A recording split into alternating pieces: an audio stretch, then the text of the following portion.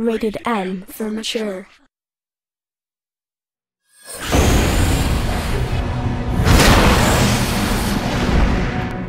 My name is David Wheeler, and I'm the content director for Sierra Vivendi Games.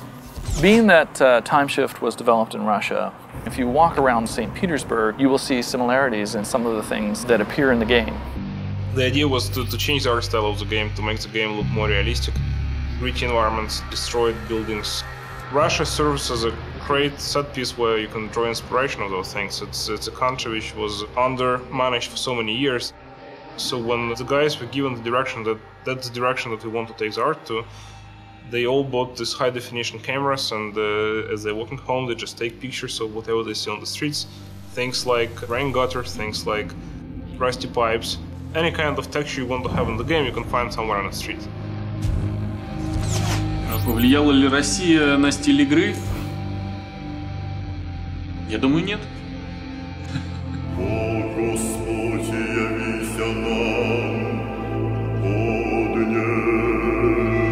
One of the fun things about this whole process with Timeshift and working with a publisher like Vivendi is that it's enabled us to bring two cultures together.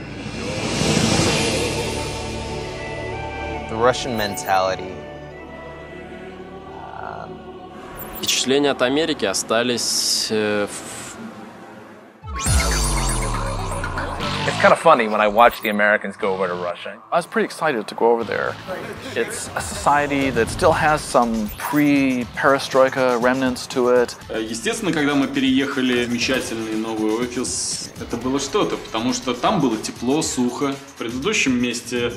Working in Russia has always been a challenge. We don't speak Russian, and the Russians here, English isn't their first language. О том, как у нас постоянные комментарии о том, как все отличается в России от Америки, как у нас все неправильно сделано. It's amazing the things that people come up with as preconceptions about what it's like to be in Russia, myself included. В том, что те вещи, которые для нас, для россиян, кажутся очевидными, абсолютно понятными. There was some culture shock originally when, I first got over there. Например, необходимость покупать пакетики в супермаркетах. Дополнительно за них платить. As you're walking around, things don't quite make sense to you, and it's maybe it's just because I'm American. Ну, естественно, интернет, который они ожидают увидеть повсюду. We have ATMs here, and yet we've had guys packing cash by actually strapping it to their body because they thought that they might be robbed. It's a pretty civilized place. There are hotels, there are cars on the streets, and there are stores. If you go to take a break, or you're like, okay, we're gonna go meet for lunch in 15 minutes, they don't mean 15 minutes, what they mean is Russian 15 minutes, which is like 5 hours. The Russian mentality is just kind of power through it. Where is everybody? Apparently they're off having a meeting somewhere. It's a very important meeting because they're all yelling at each other in Russian. Everything moves slowly. Elevators move slowly, especially in Saber's office. Почему у вас такие маленькие лифты и такие широкие дороги? We don't have yellow cabs here. We have gypsy cabs. Basically, in America, it's known as hitchhiking. You actually put your hand out. The crappiest car on the road will come and stop. I had one cab ride where we were in the back and he gets going. And so we're quiet for a few minutes and we start to look at each other and we're like, hey, so you want to talk about? And the guy just kicks on the radio and it's like. Any car. Some guy on his way to work, some lady with the groceries in the back. And it's like just pumping and we're like, whoa, okay, I guess he likes this channel. And so we're like, so, we got to do this thing. And he's like, turns up the radio even more.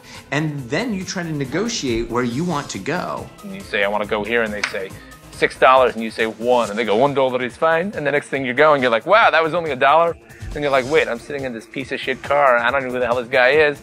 Those guys ride like crazy, which definitely cuts travel time short. Hopefully it doesn't cut your life short. It's this Russian rap thing, which is like, the worse the car, the better the stereo. And then it was like, welcome to the barbecue.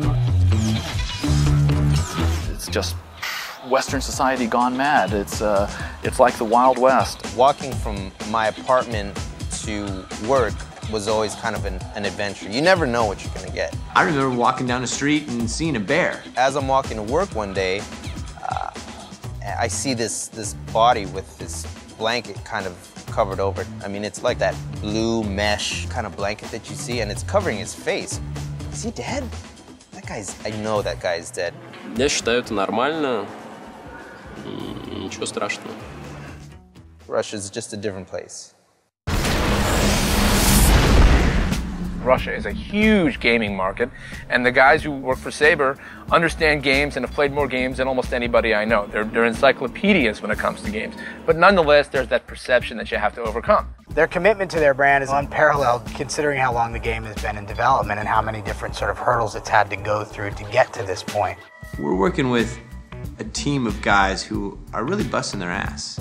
Потому что остается только прийти, покушать, лечь спать, снова встать и уйти на работу. Она говорит, когда же закончится ваш этот проект, чтобы наконец ребенок увидел папу, а жена увидела своего мужа.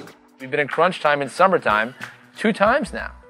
And so that means that they've given up 2 summers. They've given up the 3 to 4 month segments of the entire year when the weather is actually decent and it's worth going out. They've sacrificed. There's always somebody here working towards the goal of commitment to quality. And it's tangibly in your hands when you're playing the game. And that's the sweet spot.